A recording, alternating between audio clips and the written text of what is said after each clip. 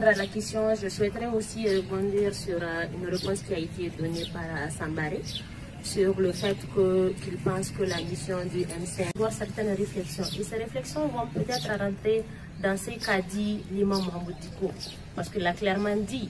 Et lui, quand même, c'est une tête bien pensante de ce mouvement-là. Et qui, selon lui, sa mission a pris fin. Et notamment la mission du M5. Car ils avaient des revendications. Pour eux, les militaires sont venus pour finaliser le processus qu'ils avaient entamé au début depuis le mois de juin, si je ne me trompe pas. Donc, et M. Sambaré, quels sont les ingrédients? Les ingrédients, c'est 3 R. La transition doit être... Parce que j'entends les gens dire une transition inclusive. Le mot inclusif, là, je vous ai dit que c'est un terme galvaudé. Parce que les gens... On va dire que, par exemple, inclusif, ça veut dire qu'il faut appeler toutes les régions. On prend n'importe qui à Gao, on l'amène. Même si les gens de Gao n'ont pas approuvé la représentativité, ou bien cette personne ne représente pas tout Gao, bon, pour ceux qui vont être là-bas, ils vont dire que c'est inclusif, c'est bon. Donc c'est pour cela que je dis que le terme est galvaudé. Donc il faudra que nous partons vers les 3 R. Une transition responsable, une transition raisonnable et une transition restrictive. Toutes les institutions budgétivores qui ne servent à rien, telles que la Haute Cour de justice, qui a un budget de 2 milliards et qui ne sert à absolument, qui n'a jamais jugé un ministre ou un président. Donc la transition vraiment va réduire le train de vie de l'État. Parce qu'il faut qu'il y ait de l'exemplarité. Ceux qui vont diriger la transition, il faut qu'ils prennent des décisions, des mesures incitatives à ce que la population voit que même ceux-là même qui sont en train de diriger aujourd'hui les institutions pendant cette transition, ils sont dans une mesure restrictive, c'est-à-dire le train de vie a diminué, les salaires ont diminué et tout ce qui est dépenses inutiles, vraiment qu'on se passe de cela et qu'on consacre nos énergies et nos objectifs vers les perspectives d'un état de droit avec la lutte. Moi je crois qu'il faut juste que les Maliens s'entendent sur des choses très réalisables qu'on peut atteindre comme objectif. Et pour moi, une transition réussie, c'est celle qui va permettre de mettre en place à très court terme des autorités légitimes dans une très grande transparence, sans bien sûr nuire au domaine régalien de l'État, comme Madame l'a dit, l'éducation, la sécurité, tout ce qui doit se faire doit continuer à être fait.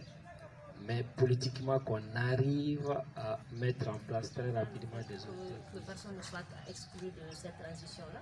Et je pense que quelque part, c'est ce qui nous a amené à tenir les premiers ateliers au niveau régional. Parce que dans un premier temps, les rencontres devaient se tenir, je pense, le communiqué a été fait aujourd'hui, le lendemain, les actions devaient être mises en place. Et les gens se sont plaints pour dire que non, on n'est pas d'accord parce que quelque part, notamment le M5 qui ne s'est pas vu nommément cité dans la décision, dans l'avis qui invitait les gens, pour dire que attention, allons au niveau régional pour faire participer tout le monde. Et je pense que si ça s'est tenu au niveau régional, c'est déjà qu'il y ait une veille citoyenne au niveau de la région. Pour que les personnes qui ont participé à ces rencontres-là, qui sont au courant des défis et qui ont fait des propositions puissent aller représenter la région au niveau national. Donc déjà, il y a l'inclusivité. Ensuite, il y a le fait, pour moi, déjà que cette transition garde une dynamique. La dynamique voudrait que cette transition qui est mise, les personnes qui sont mises en place pour assurer la transition ne doivent pas oublier les objectifs pour lesquels ils ont été choisis et notamment chercher à atteindre ces résultats. Donc je pense que ça doit être... La transition doit être inclusive. Dans quel sens? C'est-à-dire la transition doit intéresser tous les Maliens en fait. Tous les Maliens, si je dis tous les Maliens, c'est-à-dire que ce soit les Maliens de tous bords. Mais si aujourd'hui je vois que le M5 veut, c'est-à-dire c'est comme si quand le M5 parle, le M5 veut s'accaparer de cette transition. Le M5 veut être au même titre, gérer cette transition au même titre que le CNSP et les autres seront seulement des participants. Donc, alors que le M5, vous dites représentant du peuple. Mais il y a des gens qui ne soutiennent pas le M5, c'est le peuple malien aussi. Donc, je pense que tout le monde doit être au même niveau en termes d'information, en termes de participation à cette transition. Et pour que l'état de droit dont vous parlez puisse être établie. Donc vraiment, je pense que cette transition doit concerner tous les Maliens. Je pense que les avis qui ont été donnés ici sont des avis de qualité, qui ont permis vraiment d'édifier beaucoup de gens. Cependant, j'ai une question, et ma question s'adresse à Abdou, qui est l'économiste sur la table. J'étais resté un peu sur ma faim quant aux conséquences économiques des sanctions de la CEDEAO. Je voudrais vraiment qu'Abdou puisse, avec des termes que nous comprenons, puisse nous donner des détails. Dans tous ces termes-là, nous avons le mot P, qui est, n'est-ce pas, le peuple. Le M5, il a mené sa lutte, c'est avec le peuple malien. Le CNFP aussi, ils sont soutenus quelque part par une partie du peuple. Hier, tout près, ou bien je ne sais pas si avant-hier, nous avons vu des populations, une partie des peuples, n'est-ce pas, qui sont sortis pour soutenir le CNFP pour une transition militaire. Alors, si nous prenons, n'est-ce pas, cette situation, moi je dirais que c'est au peuple, n'est-ce pas, de choisir ses dirigeants. Parce que le M5 même, lorsqu'il voulait la démission d'Ibeka, n'a pas parlé à son nom. Ils ont toujours mentionné le peuple malien, le peuple malien. Donc quelque part, je voudrais que vous édifiez un peu qui est le peuple malien. Est-ce les gens qui sont avec le M5 ou bien ceux qui soutiennent les CNFP? Ça, c'est ma première question. Voilà, donc la seconde aussi, vraiment, moi je pense que nous ne devons pas faire face, n'est-ce pas, tenir tête à la CEDEAO, la communauté internationale si vous voulez. Parce que nous sommes un pays vraiment pauvre. Excusez-moi le terme, hein. Le Mali, nous faisons partie des pays les plus pauvres du monde. Donc si toutefois, nous devons tenir tête à ceux-là même qui ne sont même pas en train de nous aider. Donc vraiment, moi je pense qu'il faut voir nos attributions, il faut voir notre... Parce qu'on est confus. Tous les juristes aujourd'hui, tu leur demandes la constitution, l'acte fondamental. Qu'est-ce qui se prime? Ils ont du mal à te répondre. Ils ont du mal à te répondre. Ça a été pris en compte par mon camarade qui m'a précédé. La question a été posée à l'économiste. Quelles sont les conséquences? Il a dit que c'est terrible. J'ai sursauté terrible. Est-ce qu'il peut nous dire qu'est-ce que terrible?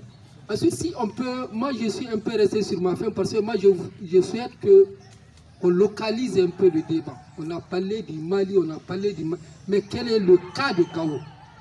C'est à Gao aussi il y a des problèmes. Quelle est la vision de Gao par rapport à la transition? Parce qu'on a eu maintenant des problèmes. Et récemment on a fait l'autre jour des concertations, mais aujourd'hui, ce que j'ai cru comprendre, il y a des problèmes au niveau de Gao. Moi je souhaite que le débat, certes on peut parler du niveau national, mais qu'on localise un peu le débat, qu'on parle ici de notre cas de Gao. Et si monsieur l'économiste peut aussi nous dire les conséquences des sanctions de la CEDEAO sur le Mali et spécifiquement sur la région de Gao. Moi, en réalité, je rejoins à Sambari par rapport au fait. C'est-à-dire que si nous sommes là aujourd'hui, c'est grâce à M5. C'est-à-dire que nous, Maliens, nous étions confrontés à un problème de gouvernance. Et nous sommes restés assis, dire seulement que nous sommes confrontés à ces problèmes de gouvernance. On ne s'est pas réveillé, on ne s'est pas dénoncé. Et c'est le M5 qui a eu le courage de sortir pour dénoncer cette mauvaise gouvernance qui d'ailleurs a pris une ampleur, c'est-à-dire de la mauvaise gouvernance à la non-gouvernance et à la mal-gouvernance. Donc il faut quand même un chapeau à ces mouvements qui a quand même si vraiment prendre du courage pour dénoncer cette mauvaise gouvernance jusqu'à ce que nous sommes à cette phase de transition au pas.